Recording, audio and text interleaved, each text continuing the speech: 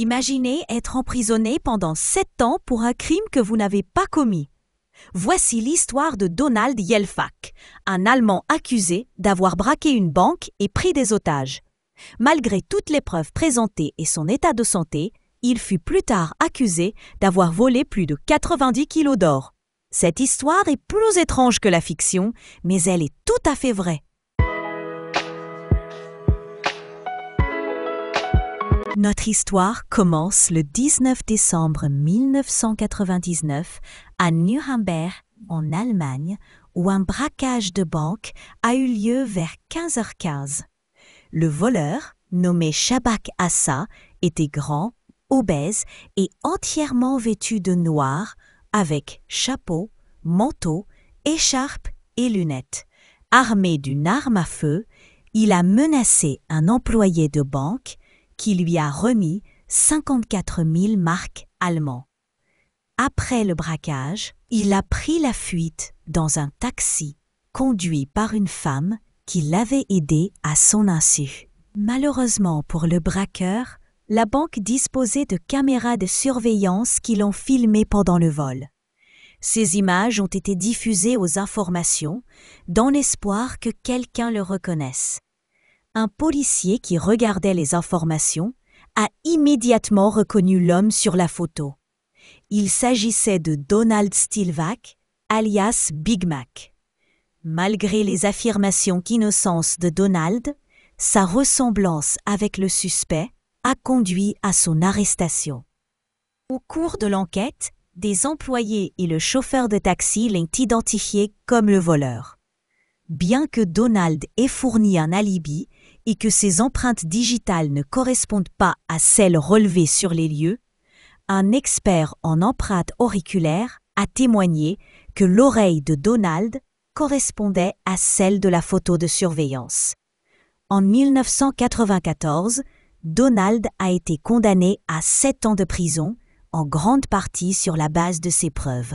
En prison, Donald souffrait de problèmes de santé, notamment de tumeurs cérébrales qui ont accentué son poids. À sa libération en 2001, de nouveaux éléments de preuve ont été découverts impliquant un autre homme, un récidiviste dont la corpulence correspondait à celle de Donald et dont les empreintes digitales correspondaient à celles relevées sur la scène de crime. Cet homme a été condamné à 11 ans et demi de prison. Après sa libération, Donald a poursuivi l'expert en empreintes auriculaires pour l'avoir mal identifié, obtenant un dédommagement de 1 000 € en 2007. Son histoire a suscité une attention nationale, lui donnant lieu à de nombreuses apparitions dans les médias et interviews. Il a capitalisé sur sa notoriété en apparaissant dans des publicités, en écrivant des livres et même en publiant des albums. L'une de ses chansons a été adaptée au cinéma, L'or du Rhin, qui retraçait sa vie. En 2009, un autre rebondissement étrange s'est produit lorsque Donald a été impliqué dans un deuxième vol majeur impliquant 90 kilos d'or d'une valeur de plus de 1 800 000 €. Une fausse voiture de police a intercepté un camion transportant l'or et les voleurs ont pris la fuite avec le butin.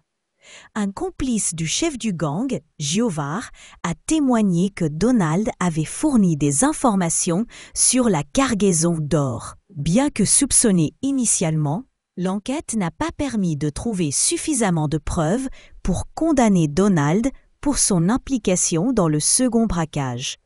En raison de la détérioration de son état de santé, il a été jugé inapte à la détention.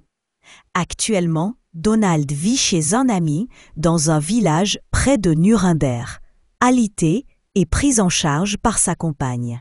La transformation de Donald, de criminel condamné à personnalité publique, met en lumière la complexité de la justice et de l'influence des médias. Qu'il ait réellement participé au crime ou qu'il ait été simplement victime des circonstances reste un sujet de débat. Si vous avez aimé cette histoire, n'oubliez pas d'aimer et de vous abonner pour que nous puissions continuer à partager d'autres histoires comme celle-ci. Si vous souhaitez en voir une autre, regardez notre prochaine vidéo. Paix!